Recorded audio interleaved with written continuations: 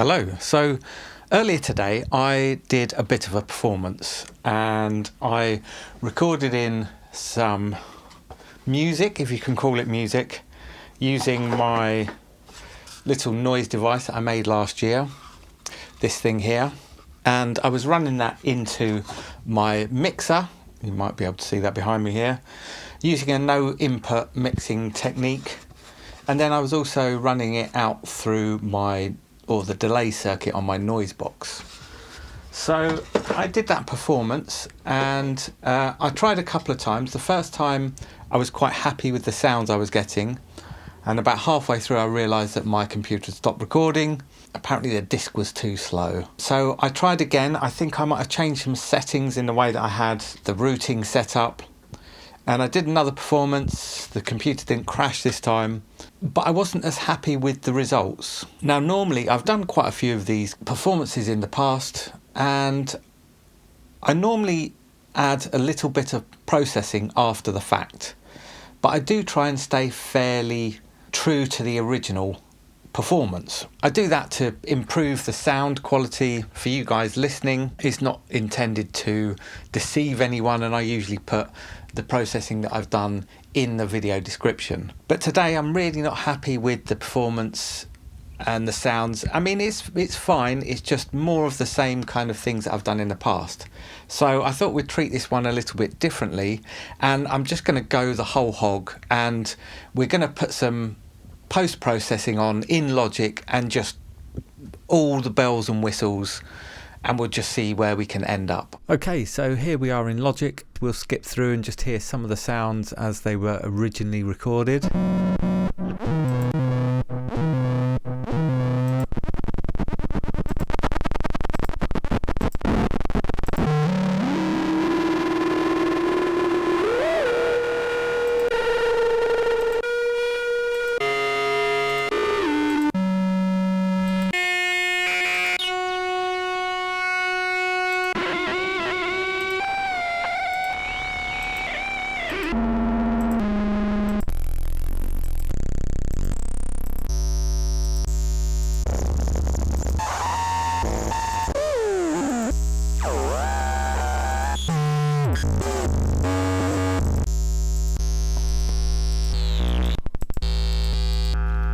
So yeah, there's some quite interesting sounds in here. As with many of my performances, they're not the most musical.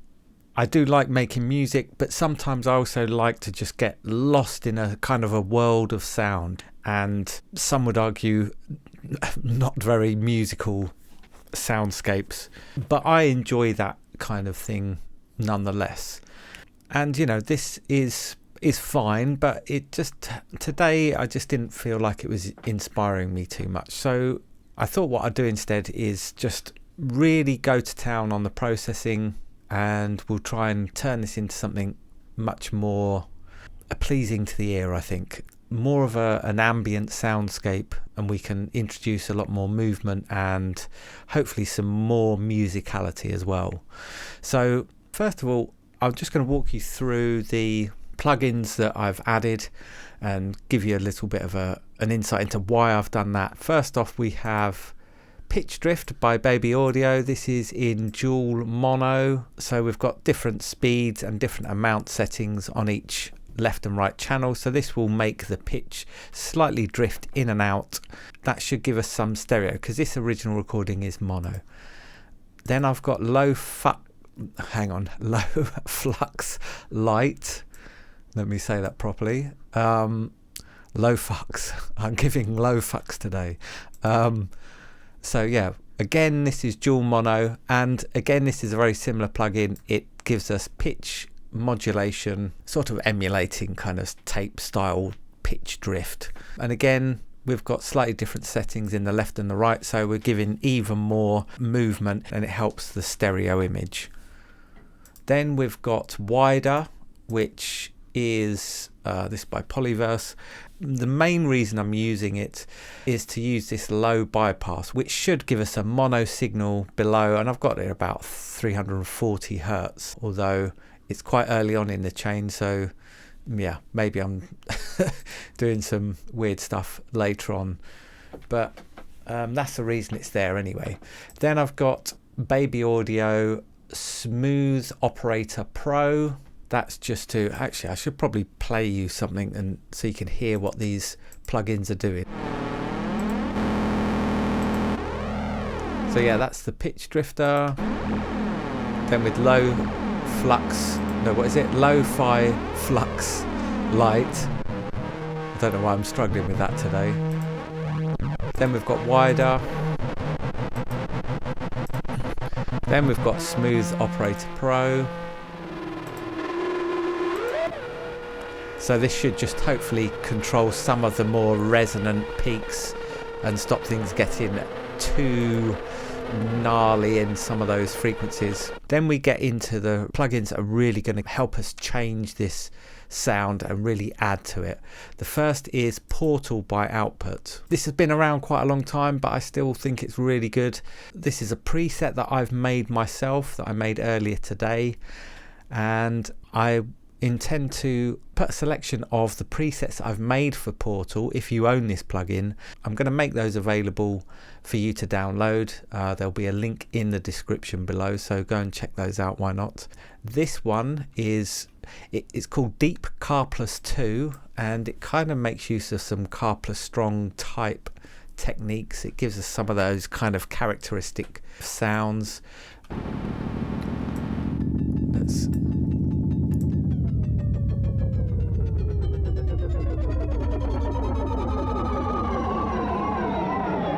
So you can probably hear those Car Plus physical modeling type sounds.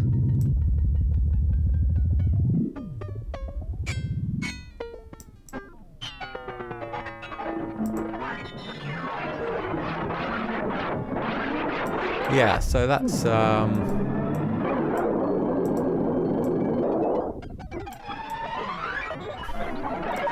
going to be quite fun. What I'm going to do, I'm going to probably we'll allow some of the dry signals through. Next, I've got Realm by Native Instruments, one of my favorite reverb plugins.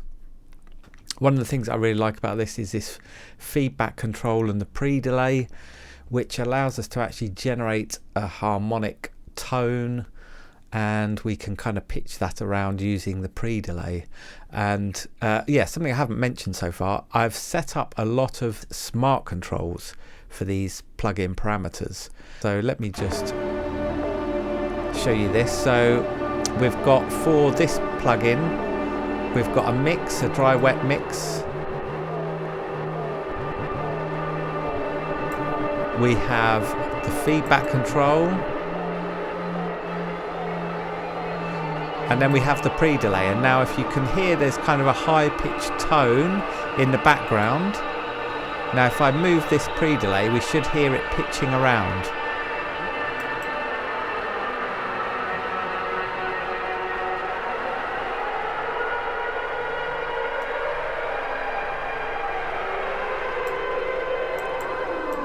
And so that's really good for these kind of eerie, spooky tones moving around in the background. So that's probably what I'll be using that for, and it also gives us a bit of reverb, obviously. Then the next plugin that I'm using, which again, this is going to give us a lot of character to the sound. This is by Applied Acoustic Systems. It's called Object Delay. It's a delay plugin, but it also does some physical modeling type stuff. So we have these different, we've got beam, drumhead, plate and string. So it kind of physically models the behaviors and the kind of sound characteristics of those different materials. And then we have all these different kind of settings that we can change. And let's just have a little listen to this.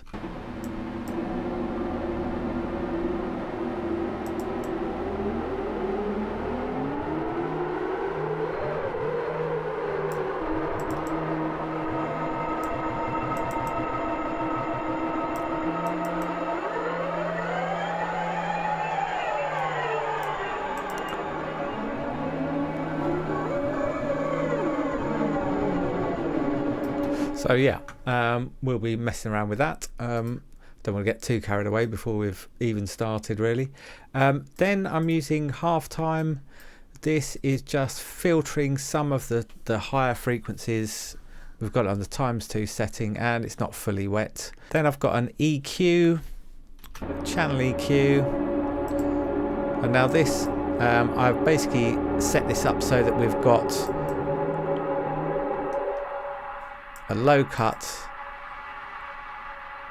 and a high cut, or a low pass and a high pass. And then for good measure, we've got some OTT. And then a compressor at the end just to kind of rein everything in a little bit. So that's the setup, but I've also set up a different view for myself. So if I switch over to the second view, so now this gives me access to all of these controls for the different plugins, but I also wanted to have Portal up so that I can use this sort of XY pad on here. So I'm just going to hit record and we'll perform some dynamic plugin parameter changes and hope that we can create a really intoxicating, otherworldly soundscape for us to get lost in for a few minutes. If you want to join me in getting lost in this world, let's give it a go.